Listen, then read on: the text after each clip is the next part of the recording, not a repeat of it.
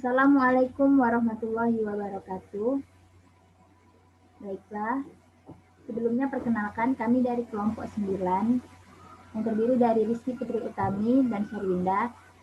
Pada hari ini kami akan mempresentasikan makalah kami yang berjudul Parenting Islam dan Kedudukan Anak dalam Islam. Baiklah, materi pertama akan saya sampaikan. Yang pertama itu pengertian parenting Islam. Islamic parenting atau parenting Islam ialah mempersiapkan generasi muda yang memiliki moral yang mengacu pada norma-norma Islam dan membentuk generasi soleh dan soleha. Oleh karena itu, hal ini dapat dilakukan sebelum anak lahir di dunia. Bukan hanya ketika anak sudah lahir ke dunia ini. Konsep Islamic parenting mengajarkan bahwa pola asuh yang digunakan orang tua juga mencakup bagaimana orang tua mampu membentuk akhlakul karimah terhadap anak-anaknya. Menurut Darajat, pola asuh Islam ialah suatu pengasuhan yang utuh berdasarkan sikap dan perilaku orang tua terhadap anak sejak dini, meskipun dalam hal mendidik, membina, membiasakan, dan membimbing anak secara maksimal berdasarkan Al-Quran dan Sunnah. Dari pengertian tersebut dapat disimpulkan bahwa Islamic parenting ialah mempersiapkan generasi muda yang memiliki moral yang mengacu pada norma-norma Islam dan membentuk generasi soleh dan soleha, serta pola asuh Islam ialah suatu pengasuhan yang utuh berdasarkan sikap dan perilaku orang tua terhadap anak sejak dini, meskipun dalam hal mendidik, membina, membiasakan, dan membimbing anak secara maksimal berdasarkan Al-Quran dan Sunnah. Selanjutnya, metode pola asuh Islami atau parenting Islami. Yang pertama itu metode keteladanan, ialah suatu metode yang paling meyakinkan keberhasilannya dalam mempersiapkan diri, membentuk anak dalam moral, spiritual, dan sosial. Kedua itu metode kebiasaan. Metode kebiasaan yaitu kebiasaan dari orang tua dan anggota keluarga lainnya itu yang mampu memberikan andil yang besar dalam membentuk akhlak anak. Ketiga, metode nasihat. Metode nasihat ini, anak bisa berpikir lebih baik dan mendorong anak untuk lebih maju dan memiliki pedoman tentang ajaran agama Islam. Keempat, metode perhatian.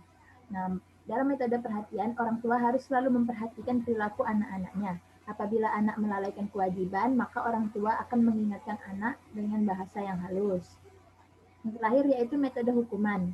Metode yang memberikan hukuman pada anak yaitu memberikan hukuman kepada anak dengan cinta dan lemah lembut, menjaga kebiasaan anak yang salah. Hukuman dilakukan agar anak mau memperbaiki diri. Ya, materi selanjutnya akan disampaikan oleh Sherwinda. Baiklah, di sini saya akan menjelaskan aspek-aspek parenting Islami.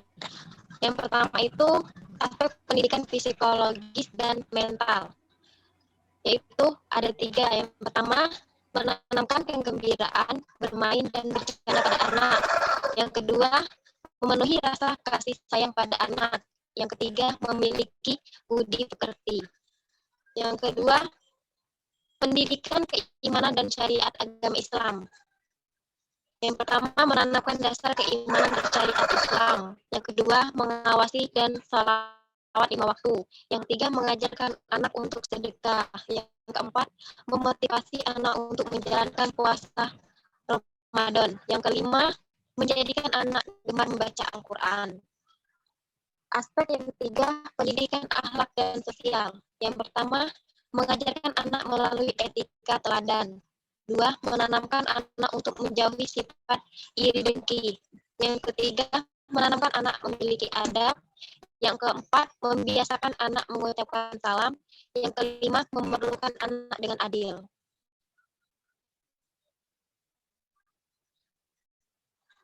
Kedudukan anak dalam Islam. Yang pertama itu zinatun atau perhiasan. Zinatun adalah dengan adanya dunia menjadi indah, hiasan untuk kedua orang tuanya. Perhiasan yang dimaksud adalah bahwa orang tua merasa sangat senang dan bangga dengan berbagai hal-hal baik yang diperoleh oleh anak-anaknya. Yang kedua itu qurrata ayun atau penyejuk hati. Qurrata ayun adalah menyejukkan pandangan mata karena mereka mempelajari huda atau tuntunan Allah, lalu mengamalkannya dengan mengharap ridho Allah. Yang ketiga itu fitnah atau ujian dan cobaan. Fitnah adalah ujian yang bisa memalingkan orang tua dari ketaatan atau keterjerumus dalam perbuatan maksiat. Anak selain sebagai penghiasan dan penyejuk mata, juga bisa menjadi fitnah atau ujian dan cobaan bagi orang tuanya. Yang keempat itu aduun atau musuh.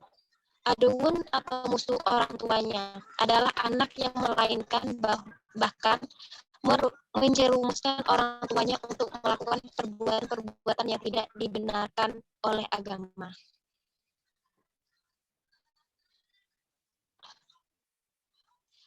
Thanks.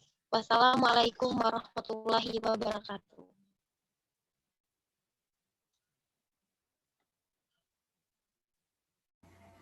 Ya, itulah materi yang dapat kami sampaikan. Lebih dan kurangnya kami mohon maaf. Kepada Allah kami mohon ampun. Wassalamualaikum warahmatullahi wabarakatuh. Waalaikumsalam warahmatullahi wabarakatuh.